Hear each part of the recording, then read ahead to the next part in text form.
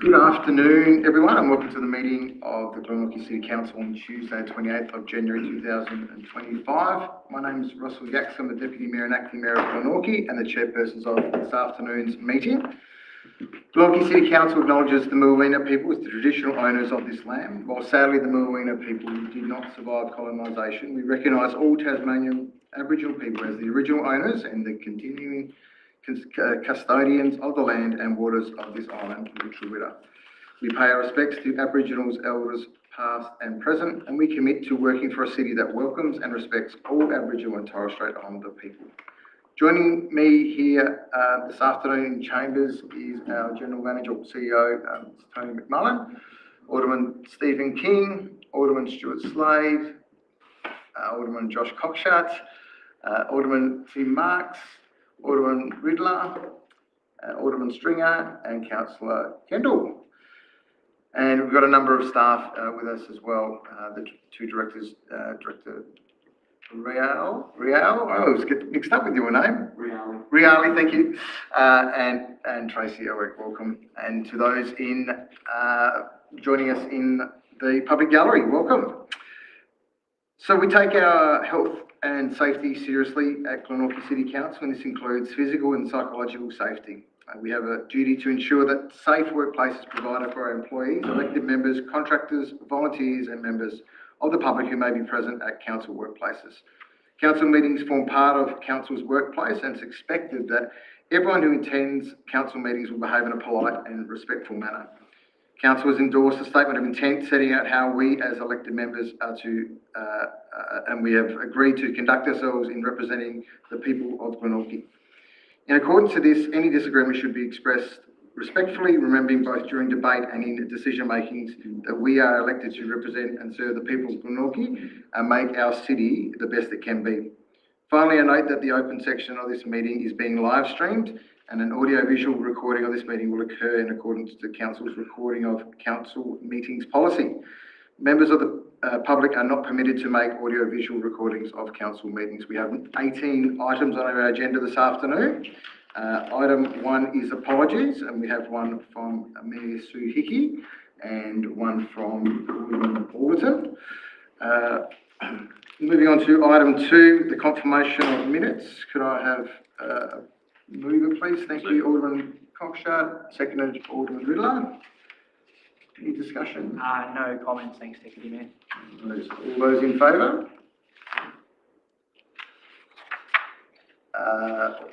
King, are you with us? Oh, sorry. That is carried unanimously. All right, thank you. So we'll move on to item 3. That is the announcements of the chair, which I'll provide some information, some updates from what's happening at council. First one is our CEO recruitment. Following advice that Tony McMullen will not be seeking a reappointment at the conclusion of his contract at the end of June, we will discuss the recruitment of a new Chief Executive Officer in the closed section of our meeting tonight. Council is committed to ensuring that it continues to deliver high quality service for our community. So we'll be looking to commence a robust recruitment process as soon as possible so that the vital role is filled by the 30th of June. We're also committed to keeping our staff and our community informed about the progress. Therefore, we'll also be considering a communication plans for tonight to ensure that that does happen. The Glenorchy Planning Authority considered 2 projects of great significance to Glenorchy, including the redevelopment of the Hobart Showgrounds and a planning scheme amendment to allow a tourist operation at Claremont. The development of the showgrounds will involve constructing 9 buildings for various community and commercial and accommodation uses, along with a sports oval, connecting roadways and essential infrastructure, and that was approved. And also we had a planning amendment brought before the GPA for a tourist operation, which aims to enable the future use and development of the area Cadbury factory site as the Cadbury Visitor Experience tourist operation, leveraging the history of the factory's unique social, industrial and environmental heritage, and that was also approved. The pool repair and reopen tenders for the repair of the pool are on track, and they are to be released early to mid in February. We're committed to letting the public know where the tenders have gone out and to keep you updated with progress, so please keep an eye on our Facebook pages and our website. We'll have that updated. We're still confident that we'll have the pool reopened later this year for the summer of 25-26. Now, regarding the redevelopment of the pool, we've started lobbying state and federal governments for the 83.8 million needed to redevelop the pool. It's been published as a priority project in our prospectus, and we've made a submission to the state government budget process outlining the funding for the pool as a regional priority. The Mayor is seeking meetings with all relevant state government ministers and the Premier to lobby for the pool funding, and the upcoming federal election provides a great opportunity for our council to lobby for pool funding. The priority project prospectus, which we just mentioned, following the endorsement of the 25-26 priority project prospectus at our December 16 meeting, the document has now been finalised and is available on our website. The projects include which we mentioned, the $83.8 million for the redevelopment of the pool, $9 million for the Tolosa Park Stage B redevelopment, $17.5 million for the development of the shared pathway along the Humphreys Rivulet, and $500,000 for an establishment of a youth hub. Now, the draft prospective went out to all federal clerk candidates late last year, and they'll now be sent the finalised version. The Golden Years Club. Following the closure of the Golden Years Club in December, formal expressions of interest will be sought for the lease of the building. There have been a great deal of interest in the lease of the building, and therefore an expressions of interest process will ensure we find the right fit to continue the vital services for community, particularly for our older community members. In the meantime, all groups that have been hiring the club are continuing to do so. Investing in a cleaner city. At our last council meeting, we approved $600,000 to improve cleaning services and keep our city looking its best. Now, this will include the purchase of new equipment, appointing an extra staff member to help tackle the litter, graffiti and other maintenance tasks more efficiently. Council is investing in three key pieces of equipment: a footpath sweeper to keep the streets and the paths in better order, a new truck with pressure waters to clean seating areas, rubbish bins and graffiti more effectively, and a rapid response ute to handle smaller jobs quickly, which frees up the existing truck. Moving on to a great award, our Strategic Planning Team Award. Just want to congratulate our Council Strategic Planning Team, who were honoured at the Planning Institute of Australia's 2024 Tasmanian Awards for Planning Excellence, and they won the Community Wellbeing and Diversity category for their innovative Designing for Livability project. This encapsulates the Principal Activity Centre and the Northern Apartments Corridor Specific Area Plans, which aim to reduce barriers to inclusive housing and to address Glenorchy's diverse community needs. So well done to our planning team. So we'll move on to item 4, which is pecuniary interests. Do we have any pecuniary interests in tonight's agenda from anyone? I'm declaring interest in item 17, intention to recruit Council's Chief Executive Officer. No, thank you. It's noted. Anyone else? No? Okay. Point of order, Mayor. You mentioned the Golden Years Club. You said provide facilities for older residents. That's not necessarily the case, is it? Is there a restriction on or any covenants on that property that someone can tell us about? No, I just think I mentioned it was... Yeah, you said that it was for future older residents, so we don't know who's likely to do. It's a competitive bid. I'm just reading the notes I got here. It's where I mentioned, I've said there have been a great deal of interest. Expression of interest will ensure that we have a right fit to continue vital services for community, particularly to our older community members. That's the point. Well, it's not necessarily the older, it could be younger. Well, we'll just take that up after the meeting. I guess it's not necessarily. No, we'll wait till the bids come in and see what's available. Yeah, that's up to that to happen at a later stage. Sure, the CEO will keep us informed. Sure he will. Item number 5, response to the previous public questions taken on notice. They have been provided the answers to those in the agenda. And we will move on to public question time. I will read a statement here regarding public question time. This is an ordinary meeting of the council for the primary purposes of elected members debating and deciding on council business. In accordance with the local government meeting procedures regulations, council will allow 15 minutes during each council meeting to invite members of the public to ask questions relating to the activities of council.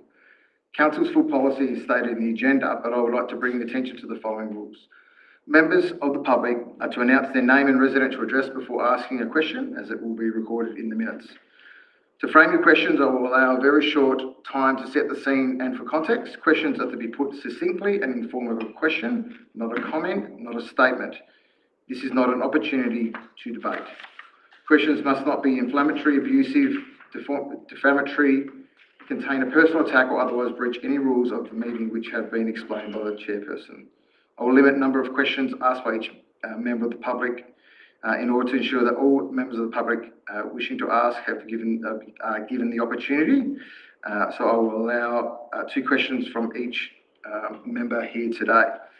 As chairperson, I have a responsibility to maintain a safe environment for elected members and council staff. As a member of the public, you are responsible for ensuring your conduct adheres to these rules. I will not tolerate behaviour that goes against these rules.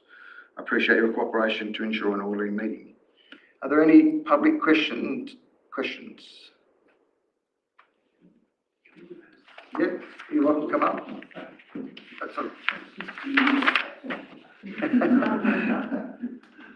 Thank you. I have 2 questions.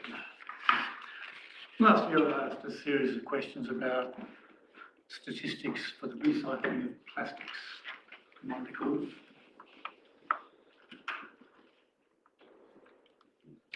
Excuse me, name and address.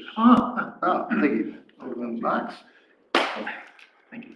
Eddie Steenbergen, I live in Rosetta, Marisade Road, Rosetta. Thank you for reminding me. Thank you. Right.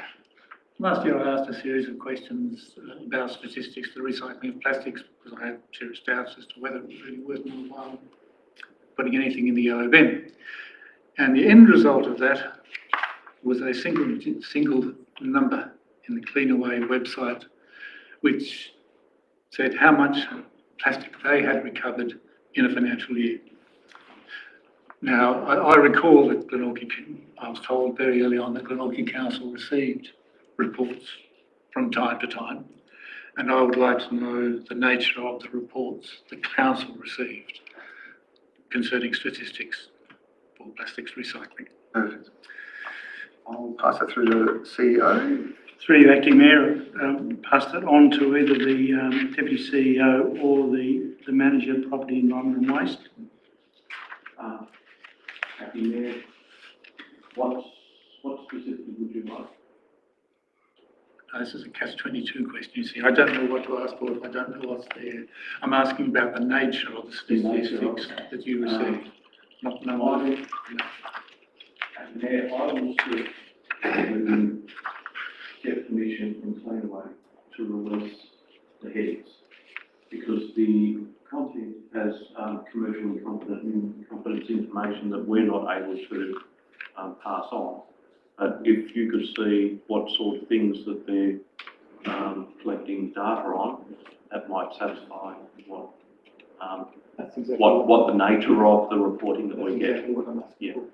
If they agree to that, I'm happy to actually pass that on to Mr. Steenberg. Yep, great. The second question is even quicker. Has council decided the nature of its next open workshop? Not that I'm aware of. I know we've got something in the wings in terms of the timings for them, but nothing's been formally decided upon as yet. Through you, Acting Mayor. We do, you might recall that council resolved that the open workshop series would be a trial. Mm-hmm. So I think, and it appears from all accounts it's gone quite well.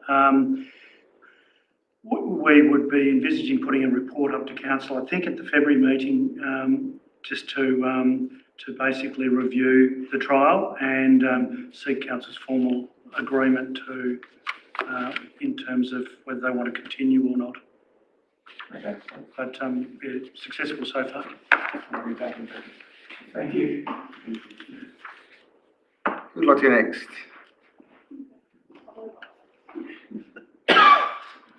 Goodman, West Moona.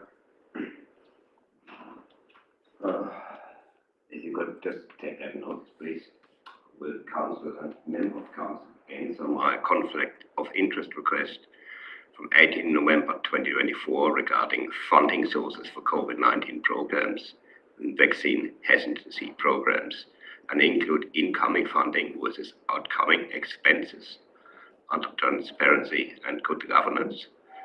And number two, does council have an exemption from the OGTR to the use of the current COVID-19 mRNA vaccines, since the COVID vaccines administered to the public had no trial due to the TGA hidden bait and switch to dirty, contaminating E. coli bacteria for mass production, from clean PCR used during trial and for application for registration with TGA?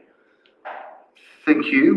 We did receive, obviously, we've had questions previously that have been provided, the answers have been provided. Should we? I don't recall personally seeing something about an inquiry in relation to conflict of interest. That was my email, first email. Right. It started off with it. Through you, Acting Mayor, I think Mr. Governor, Yes. you have, are you able to provide us with a copy of the paperwork? That was a question I was hoping to ask today, but I'm somehow limited to two. Yeah. If you're able to provide those questions for us, I'm sure council will be able to be able to answer those in full for Yes, you. I will email you a lot. That's great. Yep, that's not a problem. So we'll take them on notice. Thank you. Thank you very much. Thank you. Thank you.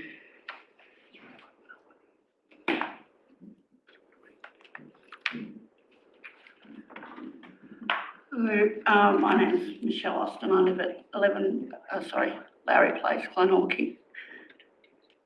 My first question I wanted to ask was about the weeds in our community. Over the Christmas break, I took a good look around our community and noticed a fair bit of weeds sticking out of our paths, like footpaths, nature strips, etc. To the point where it's becoming a bit of a fire hazard, makes the city look untidy. For a particular area like Rosetta, which is a landslip area, if you leave those weeds in the paths too long, it can form cracks and you've got all sorts of issues popping up. So my question is, how are we going to fix the issue with the weeds in our community? Yeah.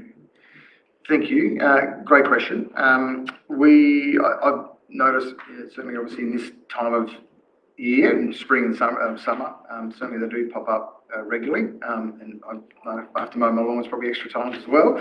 But in terms of then keeping that maintenance, in terms of we're keeping that, clean and a tidy city, I certainly appreciate that. So my pass through to General Manager might be able to expand on the process and where we're at in that. Yeah. We rely on, we certainly have weed management staff, but we also rely on contractors. And again, I might need to pass to the Deputy CEO who oversees that area, but my understanding is we're having trouble sourcing contractors to assist during the growing season. Thank you. For you, Acting Mayor, this year has been a particularly good or bad growth year, however you want to look at it. We have got a backlog. The contractor we was using to remove vegetation and spray has gone into liquidation. So we've had to go out and contract a new contractor, which incidentally is starting next week, early Feb, and we've got our own teams. We've actually called a couple of people back off leave to catch us up. So we've got a citywide weed spray starting in early Feb. So that should knock the weeds down and kill them. And then we've got our own teams going around brush cutting areas. There will be a bit of catch up because there's no doubt we have got a backlog. We've all noticed the extra bit of growth in the footpaths and areas where we don't want it. So yeah. we have got a bit of catching up to do. Yeah, great question, and thank you for asking.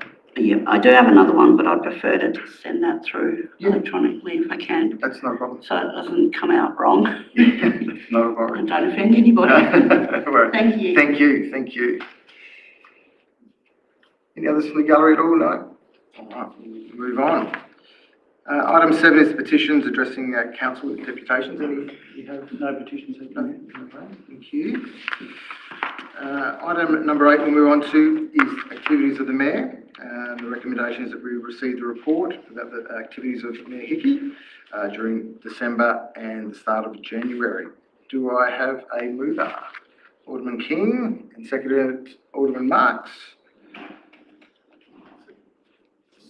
Thank you, Since the mayor's not here, we'll just take it as read. yeah, That's all we can do. not a problem. Any other further discussion at all?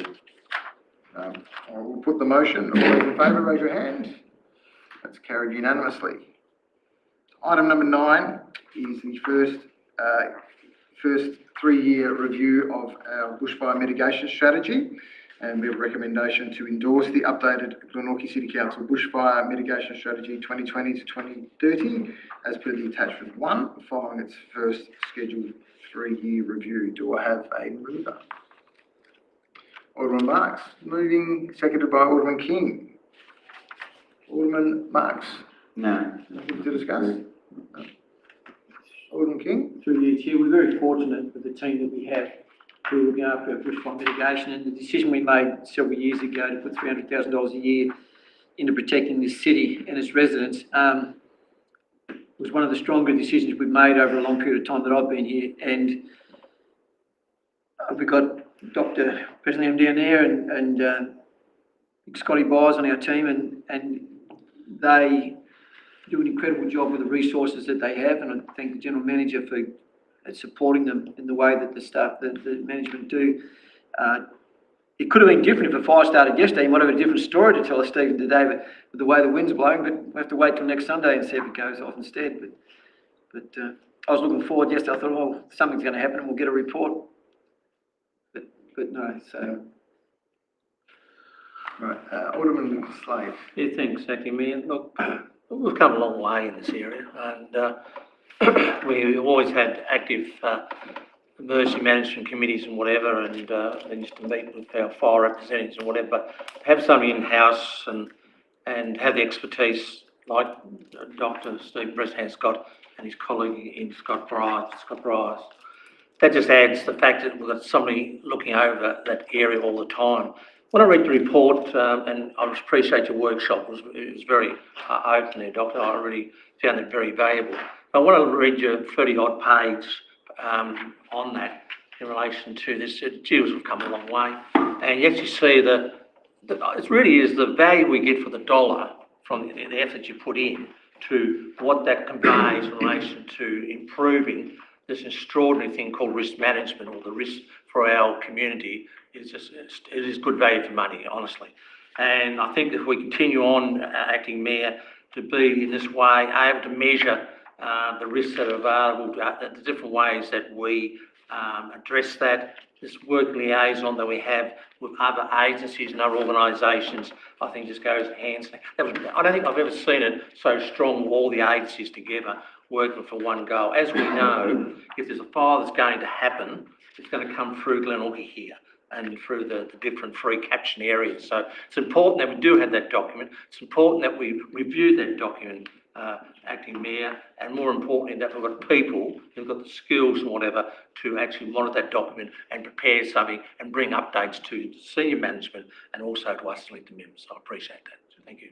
Thank you. Any other discussion? Yeah, Alderman Riddler. Whilst I support the report, Mayor, I've just got a query. As a result of major fires, e.g. like in California recently around major population centres where 100,000 people were displaced very quickly, and one of the biggest things that's come out of that already was the lack of water in the reticulation system. I'm wondering whether we should go back to TasWater and say, what's the level of guarantee for the not only the water in the header tanks, but also keeping the supply lines full within the reticulation in the city full to fire hydrants. Because as you know, with the breeze going one house after another, and that's happened in other states here in Australia, and in the 67 bushfires here too. So what I'm thinking is, should we go back and say, we want some commitment from Taswater about water supply, pressure, and also the level of water in the header tanks. Now in those header tanks, there's a minimum level of water pumped into them overnight, mainly for major fire or disaster, nuclear ship explosion in the river or whatever it is. There's minimum levels. But I'd like to know from our representatives on the Taswater, which I think is the mayor, is that right? Yes, I think. Is that the mayor? I know I've spoken, but I can allude to visiting Bruneston on behalf of the mayor for an opening, I don't know, 6 or 8 months ago of their new plant, and they are really pumping. There may be so, but what I'm getting at is with the state of our reticulation system within the city, as you know, we handed over a system that was in bad state of repair. Sure. And they're responsible for it now. Sure. And I think we've got to make sure to protect our ratepayers and residents and et cetera, that we've got adequate water supply to meet a fire need. Sure. And to me, we just have, at the moment, my gut feeling after what's happened in California in particular, we haven't got that there. Despite their report, mitigation report, we need to also look at other outside vectors, if you like, Sure. to make sure we can absolutely minimise the fire risk in the city. Sure. I might just ask the question. Thank you. CEO. Acting Mayor, I can confirm that Taswater do actually monitor the water levels in all the tanks, all the reservoirs and header tanks when there's a fire. And I can speak from experience when I was General Manager of Huon Valley Council, we had the 2019 bushfires there, and we were getting constant updates of the water levels. If any of them were approaching low, alerts were sent out to make sure residents weren't actually using water, because there was a lot of people putting sprinklers on to try and protect their houses. Notices were actually put out to maintain pressure and the water levels. They kept a constant check on the water level and were actually able to divert valves and things to direct more water into certain tanks when they needed. With Bruneston, as Alderman King mentioned, they've just completed a major upgrade, and the capacity of Bruneston plant has now increased considerably, because they're taking into account of the regional growth, population growth in all the major centres, and Bruneston supplies a lot of the metropolitan areas, and that includes disaster breakages issues, so they've got a contingency in that as well. So we can rest assured they run a electronic telemetry system, so they can actually get information live, real-time updates on where all the tanks are at. Well, through you, Mayors, should we still ask the question of, my question is, I'd like an answer from Taswater's backing up what I'm asking, is to say, what guarantees have we got for a constant supply of water in the event of a major fire, e.g. like California?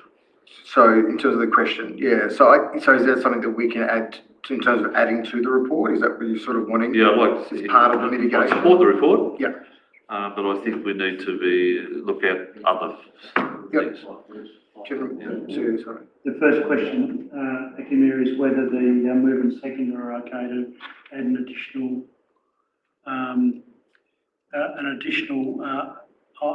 item to the recommendation. I think Dr. President might have some more comments to add to that, if I misinterpreted. Did you have more comments to add to that? No, sorry. An option in front of the council, though, is also that we can put this question through the Fire Management Area Committee, which has Taswater representation on it. But it's just potentially another avenue for finding out some more information. Does this, does American,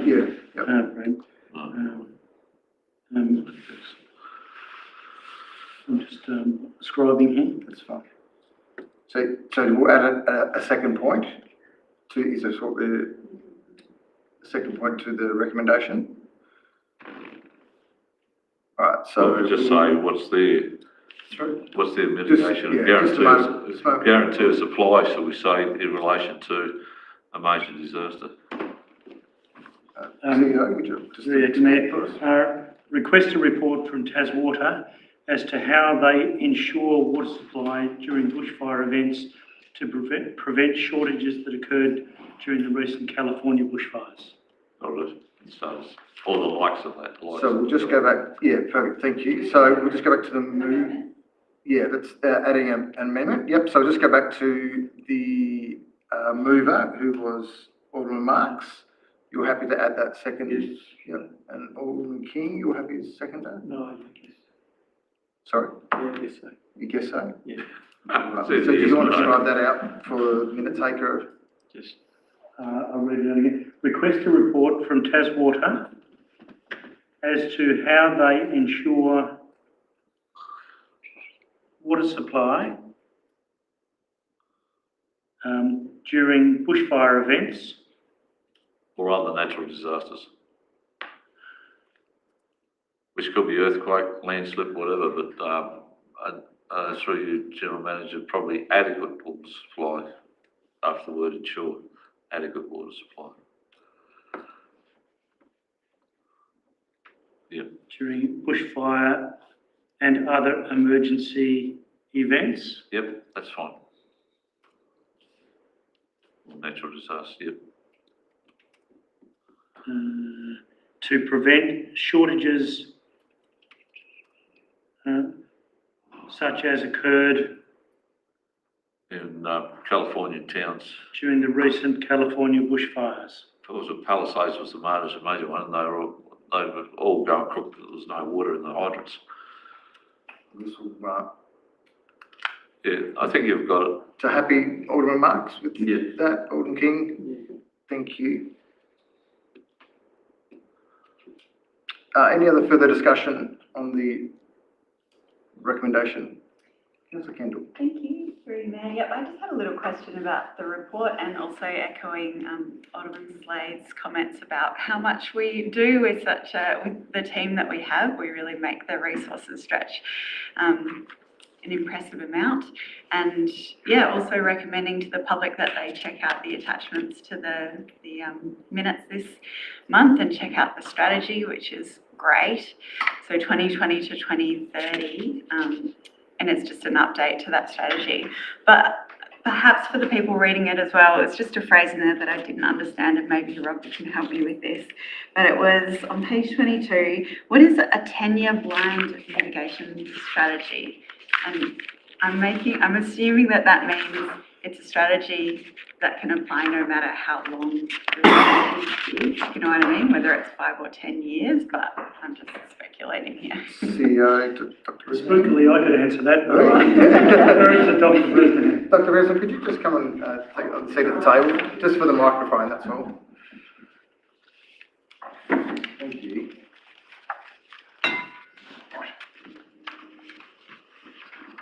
Okay, so, through you, Chair.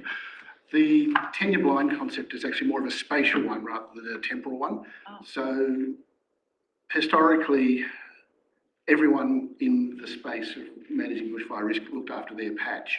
Private landowners looked after their bit, councils looked after their bit, TAS Fire Service had their responsibilities.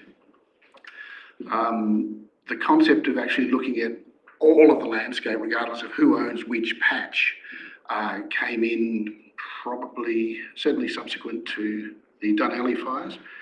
And it's approach that was built into Glenorchy's strategy so that we can look at the entire municipality as well as the fringes and look at where the risk is and start to focus on that. We have our responsibilities as a landowner, specifically for the bush reserves that we own. But this strategy allows us to also look at the broader risk. It ties in with the fire services approach, which is virtually identical, just that they work at a much larger scale. So by having that in our strategy, it allows us to keep pace with and support the fire service as well as our own work. Thank you, thanks for the explanation. Right. Any further questions from anyone or statements? Okay, well, yeah, just I echo everyone's comments, Alderman Slade's about in terms of this being, you know, this report and this having this as a, you know, it's critical for our community safety.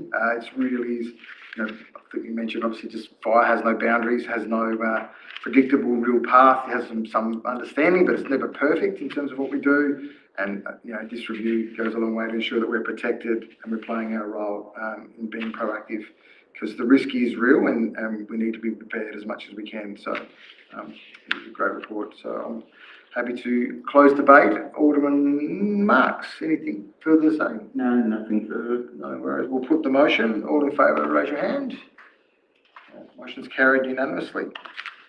Item 10, financial performance report to the 31st of December 2024. And the recommendation is the council receives and note the financial performance report to the year to date ending the 31st of December 2024.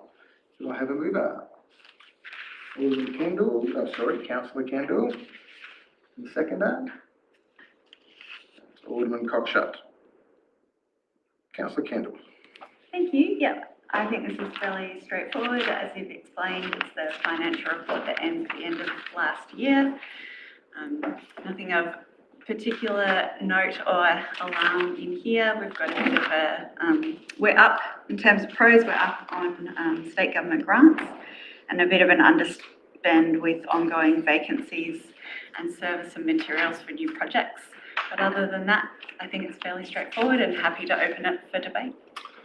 Anyone else like to comment or questions? Alderman Slade. Yeah, thank you, Mayor. I'm just on note 2, in relation to the unfavourable against year-to-date for charges and licences. Have we got a strategy to get that back on track? And what is it? Yeah. CEO or CFO? CFO, yeah. That's a very good question. Look, it's a very good question. First of all, let me just explain why we are a little bit behind in terms of service revenue and income. So first of all, we are a little bit behind in the childcare centre space. So for example, with the move of childcare to a new location, our enrolments are down a little bit. So that's part of the reason why we've got a little reduction. Within our licensing space with dog registrations, again, we are a little bit lower than what we've been in the past. We have got an auditor that we are putting in place to make sure that people do have the right licenses in terms of their dog registrations, and hopefully that'll help us increase some of the income relating to those licenses. And I guess the other reason... Landfill, yes. The volumes are down a little bit, and the volumes are down due to the state government levy. So it's largely commercial waste, which is down compared to where we would have liked to have been. So just it's commercial waste then? Okay. So strategy-wise, that's a bit hard to turn around, isn't it? It's very limited, yeah, it's quite limiting. I mean, the only option is to obviously speak to state government about, some of those charges. We do know that the charges will increase by another $20 next year as well from the 1st of July onwards. Obviously, commercial vendors are using other sites. Thanks for that, Dan. Thank you. Thank you. Alderman Riddler. Yeah, well, as I mentioned in the workshop, Mayor, the tip licence fee goes tenfold on the 1st of July, is that correct? It's an additional $20, so at the moment it's 40, it'll go to 60. Oh, so it's a 50% increase. Okay. And the Mayor made a comment that we should put a sign up there to tell people the proposed increase is a result of state government charges, not our charging, and the volumes are down. But I'm amazed when you look at the charges that I think were in today's Mercury. I did see a list of that were sort of mid-range for landfill, just generally. Yet out of Brighton, my wife took a load of stuff there the other day. The guy just said $9, and our minimum is 15 or 20. But the thing is, there was no weighbridge, no nothing, and it was not a lot, but it was $9 cash. Thank you. So the point is, I would expect that the volumes are even will probably go down, both domestic and commercial. As you made a comment just then, Michael, that the commercial guys are using other waste sites as far as Margate and Copping, etc., etc., etc. So we've got to make sure that we try and make that as viable as possible with the cost of developing the new cells and so on when we're doing a total recovery. And I don't know what the life will be in the future, but I got here in 1987, the engineer said we've got 15 years life left. 10 years ago, it was still 15 years. So how many years life is left unless we keep digging cells out? So just a quick, so is it a question for? Well, the question is in charging, is the Alderman Slade made a comment, particularly that waste one, I think is going to be the hardest one to turn around. Yeah, so just regarding the questions regarding the cell life, would you like that to be answered? I doesn't have to answer today. Okay. Through you, Mayor, and Deputy CEO will correct me if I'm wrong. So you're correct that we haven't always had a really good understanding of what our landfill life was going to be. And in fact, some few years ago, we actually deliberately upped our commercial fees because our priority is on making sure that there's a landfill that's available for our residents to use. So we were deliberately diverting commercial to other places so we could, if you like, preserve the capacity of the landfill for our residents. Since then, a couple of major things have occurred. First of all, Council has opened up a new landfill cell, and that increased our landfill life to, depending on the tipping rate, between 2030 and 2038. And subsequent to that, we did more work last year, I think as part of our waste management strategy, to actually survey in detail the profile of our landfill and compare that to our EPA permit. And that suggested we had something like, I think, 20 years additional on top of the area created by the new landfill cell. So a significant amount of capacity in that. So that takes it up to 58. Roughly. Well, roughly. Maximum. And I guess that there are a couple of riders there. One is changes in government regulation. So, you know, the government might say, well, we're shutting you down.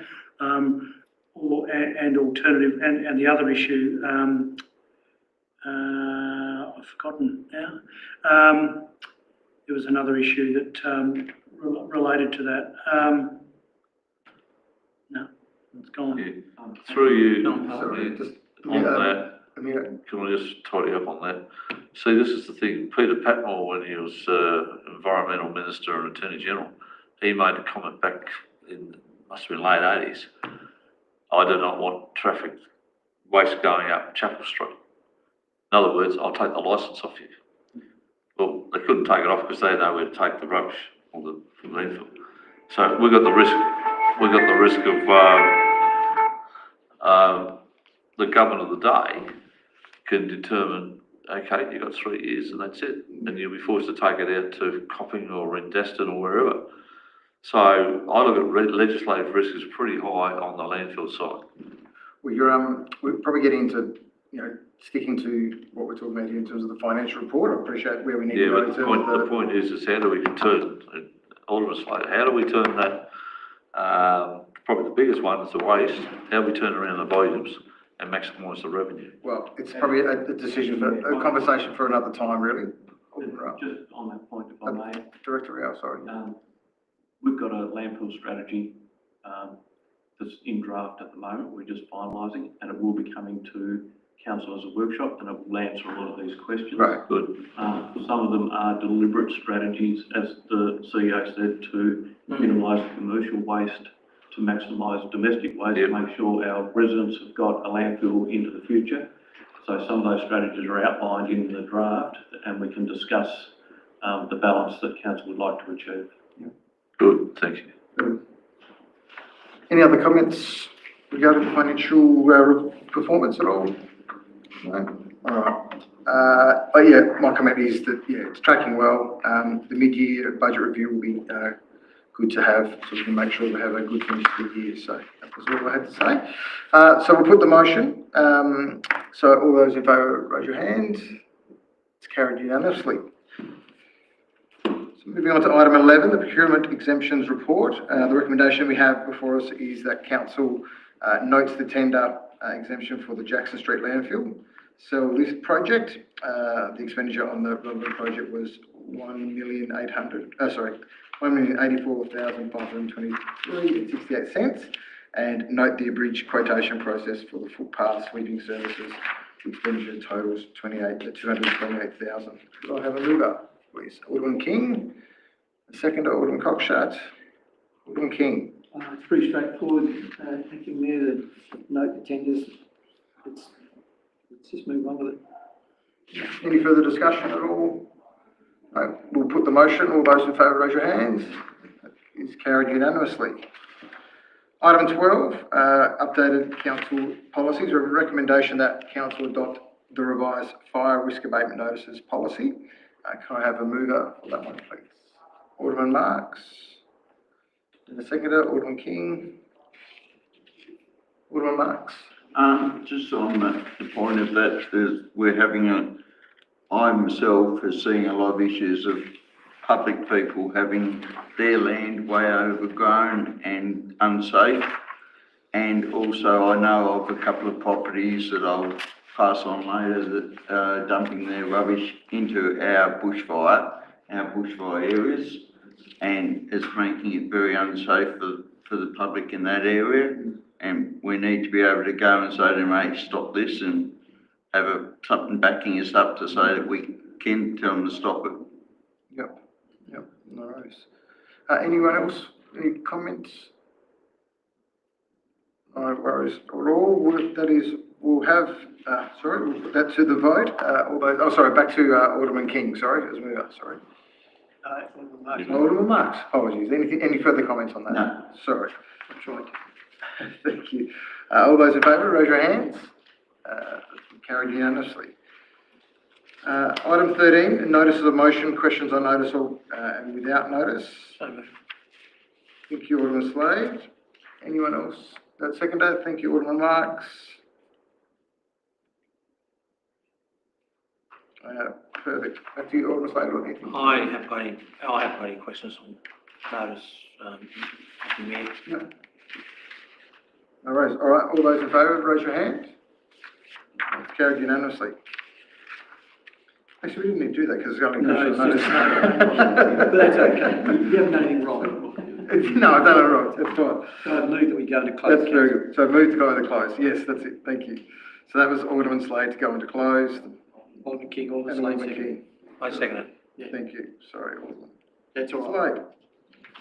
We're getting there. there. Perfect. Thank you everyone for attending our meeting this afternoon for January. Thank you for those who came into chambers and those on the live recording, and our teams for preparing, and have a great rest of the week.